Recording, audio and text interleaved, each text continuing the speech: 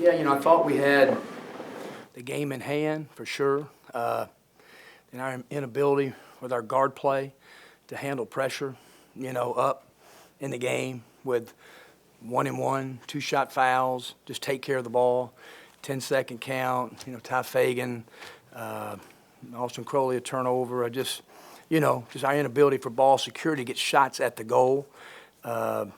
Just the last play, all we were doing is putting a safety in the back, and Matt went for a steal. All we're trying to do is get him to catch it in front.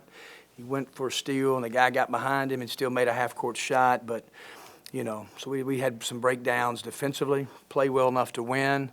But, like I said, in the last play of the overtime, kind of similar to what we did with Jarkel in regulation, just trying to get a paint touch, and, just settled. And give South Carolina credit. They guarded it well.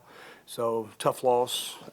Credit to South Carolina for, Stevenson made a big three, down one, kind of contested, and some teams have made those kind of plays against us. Questions? The last possession, you just referenced it, the last possession in overtime, Jarkel, was the goal to get him to go downhill and he just kind of lost track of the time? No, the guy just guarded him. Yeah, just like what we did in the end of regulation, Neil. When he got it, I thought maybe he didn't get fouled at 3 feet. We just ran a play we call real, where it's just a small on big sprint ball screen, at the end. Not trying to get too tricky because we've had some trouble entering balls to wings, so we're just trying to be as simple as we could. All we're trying to do is get a paint touch, maybe get to the line, and give South Carolina credit. They leveled him off and, forced a really, really tough shot. Miscommunication on that play with the shot clock, or was that just not expected to be a factor? No. We were trying to take you talking about in overtime? Yeah, the clock and it's like a 1 second differential. We're just trying to take the last shot. So no, not at all. We're trying to go with about 9 or 10 seconds to on the clock, which is plenty of time. He just leveled him off and he couldn't get by him. The clock goes down. He just shoots a rush shot. So no, nothing with the clock. Just South Carolina did a good job of leveling him off and we couldn't get a paint touch. What was the message to the team in the locker room after a game like this? Not much of a message, just tough.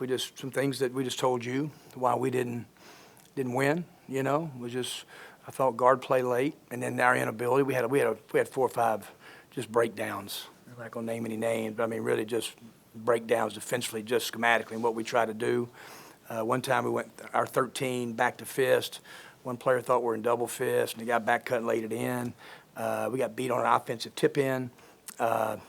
So yeah, it was just some miscommunications and down the stretch, and South Carolina made some big plays.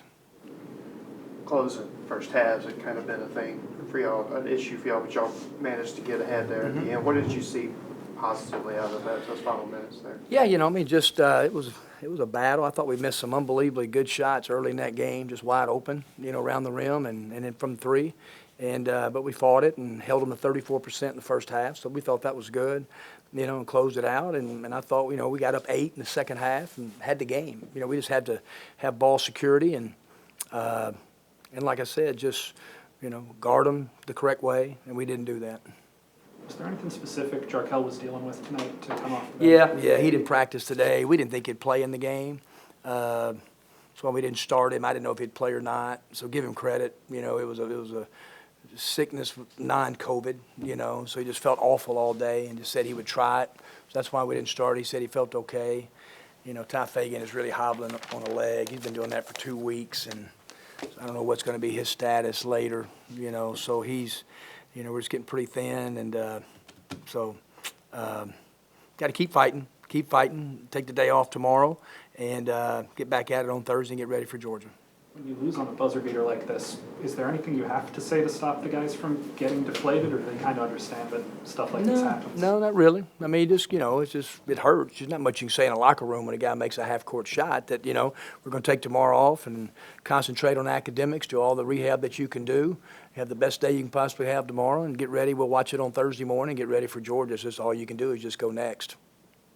Kind of going off the Jarkel question, coming back from what he came back from a little bit early, just your thoughts of a lot of minutes, but a lot of production, or at least some effort there. He's got a great heart. He's got a great heart, and so his back has been fine, and so that's just kind of where we are right now, and But tonight, it was just, like I said, we found out about 30 minutes before game day practice today. And, but he got a little bit better, and so he just wanted to try it. That was all up to him. You know, it was him. He just wanted to try it, and when he got out there, we kept asking him, and I think he got really tired at the end. He was just trying to put somebody else in that really weren't into that game, you know, that's been in that situation before. So, but give him credit. He showed a lot of toughness tonight. If Ty can't go or he's limited, do you have to almost force somebody into the rotation? Or do you we tried to, you know, we played James White, you know, in the first half, and you know, Eric Vander Heiden. You know, it was just at the end they kind of went small. You know, that's why we didn't really put Jamin back in, of him, you know, kind of struggling to guard and, you know, kind of an undersized forward that'll drive it. And yeah, it was just Ty Fagan wasn't feeling great, but we put him back in. And yeah, next man up, Neil's got to be James White. And James White will probably play quite a bit at Georgia on Saturday. Any further questions for Coach? All right, thanks, guys. Thanks, y'all. You got Nas right here.